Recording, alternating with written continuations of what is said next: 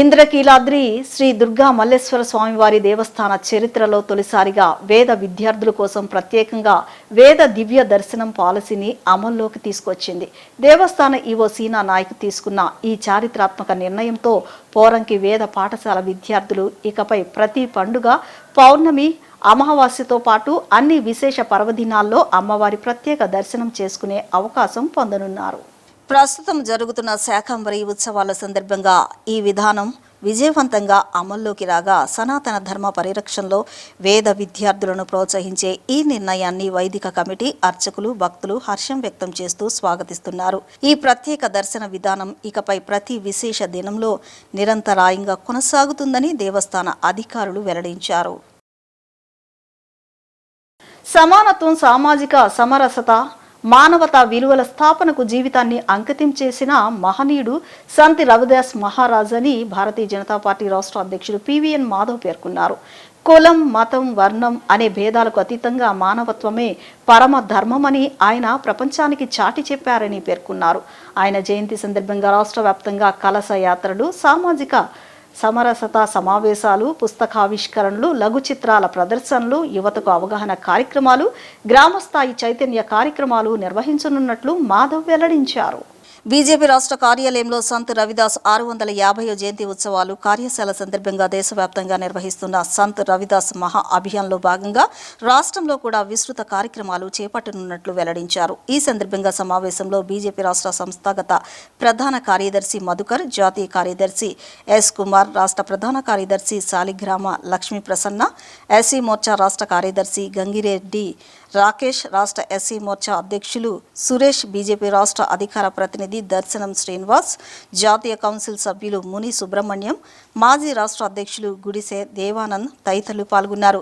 ఈ సందర్భంగా పివిఎన్ మాధవ్ మాట్లాడుతూ సుమారు 650 సంవత్సరాల క్రితం జన్మించిన సంత్ రవిదాస్ ప్రతి మనిషిలో ఒకే ఆత్మ, ఒకే దైవ చైతన్యం ఉందని బోధించారని అన్నారు.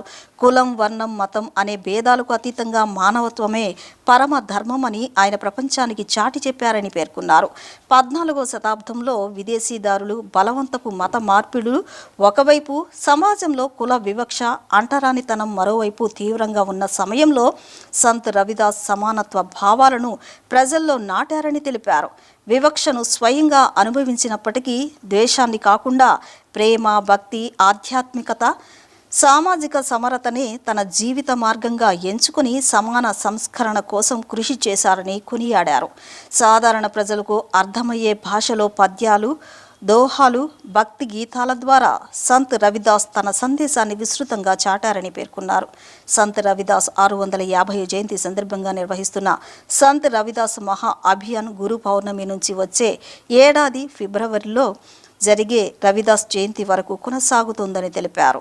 ఈ సందర్భంగా రాష్ట్ర వ్యాప్తంగా కలశ యాత్రలు, సామాజిక సమరత సమావేశాలు, పుస్తకావిష్కరణలు, లఘు చిత్రాల ప్రదర్శనలు, యువతకు అవగాహన కార్యక్రమాలు, గ్రామస్థాయి చైతన్య కార్యక్రమాలు నిర్వహిస్తున్నట్లు చెప్పారు. సంత్ రవిదాస్ బోధించిన సమానత్వం, సోదర భావం, మానవతా విలువలను ప్రతి ఇంటికి, ప్రతి గ్రామానికి చేర్చడమే ఈ అభియాన్ ప్రధాన లక్ష్యమని పివిఎన్ మాధవ్ పేర్కొన్నారు. కుల, వర్గ, మత భేదాలకు అతీతంగా సమాజాన్ని ఏకతాటిపైకి తీసుకొచ్చి సామాజిక సమరతను మరింత బలోపేతం చేయడానికి ప్రతి ఒక్కరూ భాగస్వాములు కావాలని ఆయన పిలుపునిచ్చారు. దురదృష్టము కాలక్రమేణా ఈ దేశాన్ని అనేక మంది పరిపాలించారు. మొఘలాయులు, పోర్చుగీస్ వారు, డచ్ వారు, ఓనులు, కుషానులు, షేకనులు, తర్వాత బ్రిటిష్ వారు, ఇట్లా అనేక మంది ఈ దేశాన్ని పాలించారు. నెమ్మదిగా మన దేశంలో కులము కంటే గుణము గొప్పది, కానీ గుణము ఎవరు చూడలేదు. కులాన్ని ఆధారంగా చేసుకొని మన దేశంలో విచ్ఛిన్నకరణ ప్రయత్నాలు చేశారు. మన వేదాలని ఏది తీసుకున్నప్పటికీ భగవంతుడు కుల దృష్టితో చూడలేదు, భక్తి దృష్టితో భగవంతుడు చూసేవాడు. ద్వాపర యుగంలో శ్రీరాముడి యొక్క జీవితాన్ని చూసినట్లయితే శబరి యొక్క ఎంగిలి పనులు తిన్నాడు శ్రీరాముడు అని చెప్పుకుంటారు త్రేతాయుగంలో. కాబట్టి ఆ రోజున రాముడు పడవలో పోవడానికి గుహుడిని కౌగలించుకున్నాడని చెప్పి చెప్తారు. త్రేతాయుగంలో శ్రీకృష్ణ పరమాత్ముడు కుచేరుడు పెట్టిన అటుకులు తిన్నాడని చెప్పి చదువుకుంటున్నాడు. ద్వాపర యుగంలో శ్రీకృష్ణుడి యొక్క ద్వాపర యుగం. అంటే ఏ యుగాల్లో ఏ భగవంతుడి యొక్క చరిత్రను మరి పురాణ ఇతిహాసాలు చదివినట్లయితే భగవంతుడు భక్తిని చూశాడు తప్ప కులాన్ని చూడలేదు. ఈ రోజుకి మీరు కర్ణాటకలోని ఎవరైనా ఉడిపి దేవాలయంకి వెళ్ళి చూడండి. ఎవరైనా ఉడిపి దేవాలయంకి కృష్ణుడి యొక్క గుడి ఉంటుంది.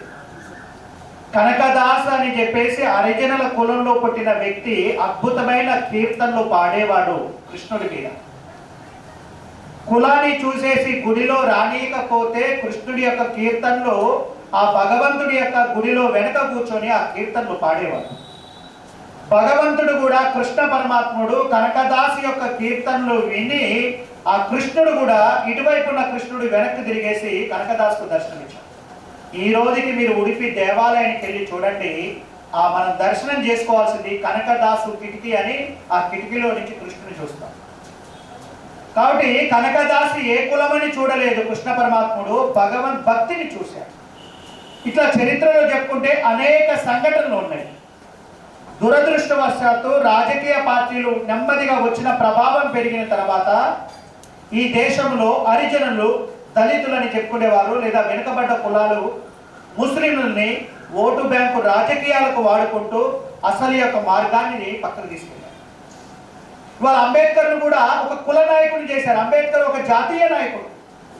సంత రవిదాసు ఒక కులానికి సంబంధించిన వ్యక్తి కాదు, ఒక సంత పరమాత్మ, సాక్షాత్తు భగవంతునితో దర్శించిన వ్యక్తి. ఇవాళ అబ్దుల్ కలాం గారి యొక్క వర్ధంతి. అబ్దుల్ కలాం గారు చెప్తుండేవారు, మన జీవితము సాధారణమైనది కావచ్చు కానీ మన మరణము చరిత్రలో మిగిలిపోవాలని చెప్పేవాడు అబ్దుల్ కలాం.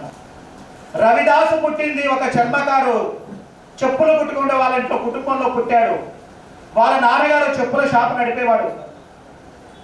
కానీ కొంతమంది చెప్తుంటారు జన్మత దేశభక్తులు, కొద్దిమందికి జన్మత ఆధ్యాత్మికత వంటబడుతుంది. తన తండ్రి షాపులో ఉన్నప్పుడు కొడుకు కూడా కూర్చొని రోడ్డు మీద ఎవరైనా సాధు సంతులు వెళ్తే వాళ్ళకెళ్ళి తీసుకెళ్లి తన చెప్పులు ఇచ్చేవాడు షాపులో. వాళ్ళ నాన్న కోప్పడేవాడు, అరే నువ్వు షాపులో ఇట్లా అన్ని పుణ్య దానం చేస్తే నేను ఇల్లెట గడుస్తుంది. రవిదాస్కి ఎవరూ చెప్పలేదు, వీడి మాట వినే పరిస్థితిలో లేడు, వీడికి పెళ్లి చేస్తే తిక్క తిరుగుతుందని చెప్పేసి వాళ్ళ నాన్న పెళ్లి చేస్తాడు. పెళ్లి చేసినాక కూడా మార్పు రాదు. వీడు నాతో కలిసి వీడు మారడని చెప్పేసి వాడిని వేరు ఉండమని చెప్పేసి చెప్తాడు రవిదాస్.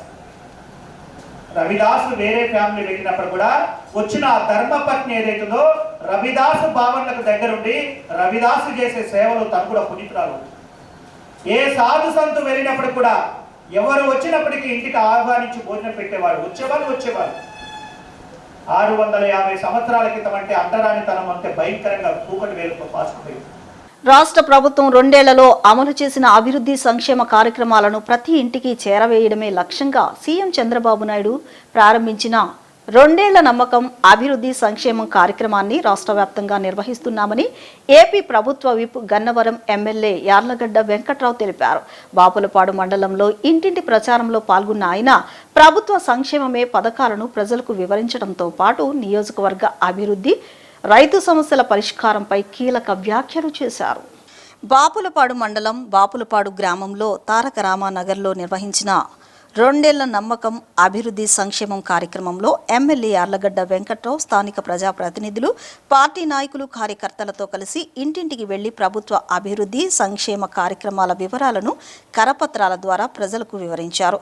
బూత్ స్థాయి నుంచి ప్రతి నాయకుడు, కార్యకర్త ప్రజలను నేరుగా కలుసుకుని ప్రభుత్వ పనితీరును తెలియచేయాలని ముఖ్యమంత్రి ఆదేశాల మేరకు ఈ కార్యక్రమం చేపట్టినట్లు తెలిపారు. బాపులపాడు పిహెచ్సి పరిధిలో ఇప్పటికే 2700 మందికి, గన్నవరం నియోజకవర్గ వ్యాప్తంగా సుమారు 25,000 మందికి రక్త పరీక్షలు నిర్వహించడం సంతోషకరమని పేర్కొన్న ఎమ్మెల్యే మిగిలిన వారందరికీ కూడా త్వరగా పరీక్షలు పూర్తి చేయాలని అధికారులను ఆదేశించినట్లు చెప్పారు. రైతుల సమస్యలపై రాజకీయాలు చేయడం సరికాదన్న యార్లగడ్డ వెంకట్రావు గత ప్రభుత్వ హయాంలో రైతులకు ఇచ్చిన మోటార్లను తిరిగి తీసుకువెళ్లడం బాధాకరమన్నారు. రైతులు ఇబ్బందులు పడకుండా తన సొంత నిధులతో 1.68 కోట్ల వ్యయంతో మోటార్లు అందజేసినట్లు గుర్తు చేశారు. గన్నవరం రైతాంగానికి శాశ్వత సాగునీటి పరిష్కారం కోసం ముఖ్యమంత్రి దృష్టికి సమస్యను తీసుకువెళ్లడంతో పోలవరం కుడి ప్రధాన కాలువ, ఏలూరు కాలువ అనుసంధానానికి 38 కోట్లు, ఎనికేపాడు అండర్ టెన్నెల్ విస్తరణకు 36 కోట్లు మంజూరయ్యాయని తెలిపారు. ఈ పనులు పూర్తయితే సుమారు 80,000 ఎకరాలకు సాగునీరు అందే అవకాశం ఉందన్నారు. ప్రస్తుతం 800 క్యూసెక్కుల నీటితో చివరి ప్రాంతాలకు నీరు చేరడం కష్టమని, కనీసం 1200 క్యూసెక్కులు ప్రవాహం అవసరమని వివరించారు. గత 2 ఏళ్లలో గన్నవరం సమస్యలను శాసనసభలో పలుమార్లు ప్రస్తావించి నిధులు సాధించానని, ప్రచారం కంటే ప్రజా సమస్యల పరిష్కారానికి తాను ప్రాధాన్యతనిస్తానన్నారు. రైతుల సమస్యలను రాజకీయం చేయడం అవివేకమని వ్యాఖ్యానించిన ఆయన, గతంలో ఇచ్చిన మోటార్లను ఎందుకు వెనక్కి తీసుకున్నారో మాజీ ఎమ్మెల్యే సమాధానం చెప్పాలని డిమాండ్ చేశారు. మరో 2-3 రోజుల్లో సాగునీటి అందించే అవకాశం ఉందని, గన్నవరం అభివృద్ధి తన ప్రధాన లక్ష్యమని ఎమ్మెల్యే యార్లగడ్డ వెంకట్రావు స్పష్టం చేశారు.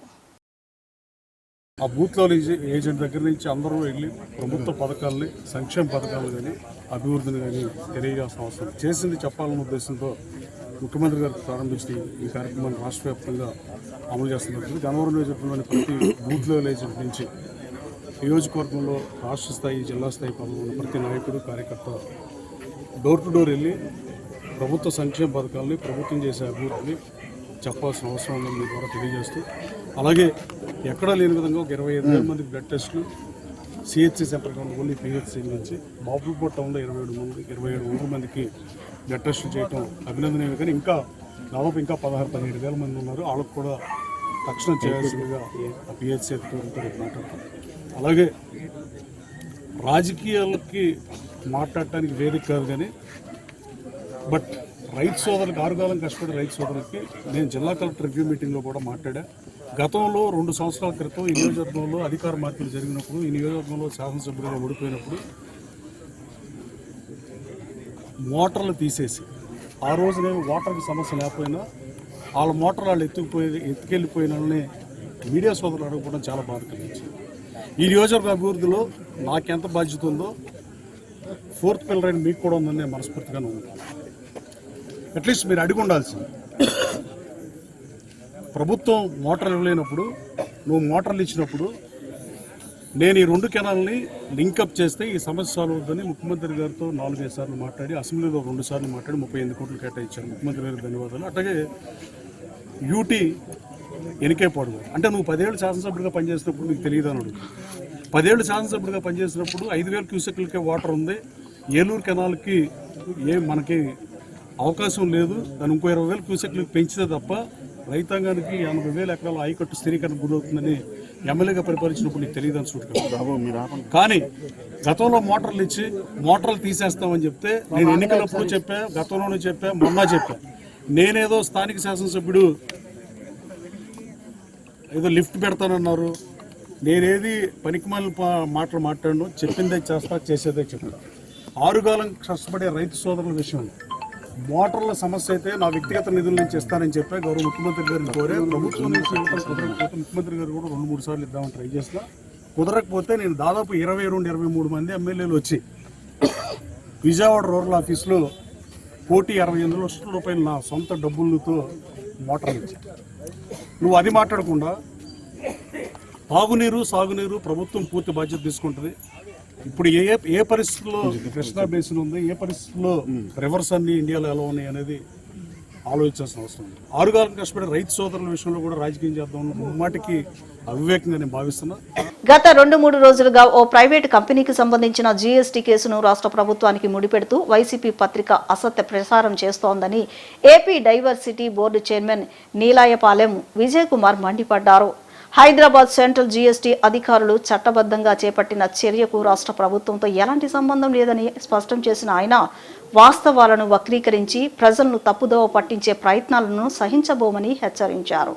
గత 2-3 రోజులుగా సాక్షి పత్రిక రాష్ట్రంలోని ఒక ప్రైవేట్ కంపెనీ, ఎకోరెన్ ఎనర్జీ అనే ఒక ప్రైవేట్ కంపెనీ ఎండీని సిబిఐ అరెస్ట్ చేసిన విషయాన్ని ఏదో పెద్ద రహస్యాన్ని బయటపెట్టినట్లుగా ప్రచారం చేస్తూ, సంబరాలు చేస్తూ, డొల్ల కథనాలు రాస్తూ తెగ గందరగోళం చేస్తుంది. ఎందుకంటే ఆ కంపెనీకి గత 3-4 సంవత్సరాల్లో అప్పటి వైసీపీ ప్రభుత్వం, ఆ తర్వాత కొద్ది మొత్తంలో టీడీపీ ప్రభుత్వం కూడా భూములు కేటాయించింది. దేనికోసం? నంద్యాలలో సోలార్ పార్క్ పెట్టడానికి. ఈ ఎండీని అరెస్ట్ చేశారు. అదేదో మాకు షాక్ అన్నట్టు, టీడీపీకి షాక్ అన్నట్టు, చంద్రబాబుకి షాక్ అన్నట్టు ఏదో తెగ సంబరాలు చేస్తూ, తెగ డొల్ల కథనాలు వండి వార్చేస్తూ అసలు తెగ ఆవేశపడిపోతున్నారు.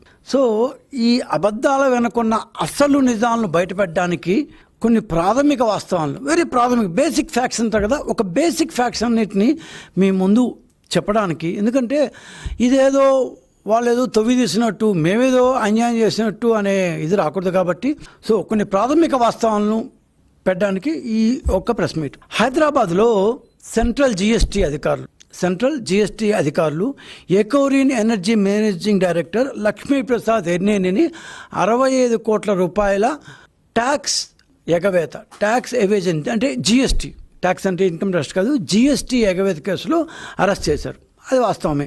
అది ఒక స్వతంత్ర కేంద్ర దర్యాప్తు సంస్థ చేసింది. దాంట్లో మాకు ఎలాంటి ప్రాబ్లం లేదు, సంబంధం లేదు, ఇష్టం లేదు, కష్టం లేదు. అది ఆ సంస్థకి, ఆ ఎకోరీన్ ఎనర్జీ అనే సంస్థకి ఉన్న లావాదేవీలు. కర్నూలు జిల్లా కౌతాళం మండలం వరి నేహాల్ గ్రామంలో మాల గంగమ్మ అనుమానాస్పద మృతి ఘటనపై వైసీపీ మరోసారి స్పందించింది.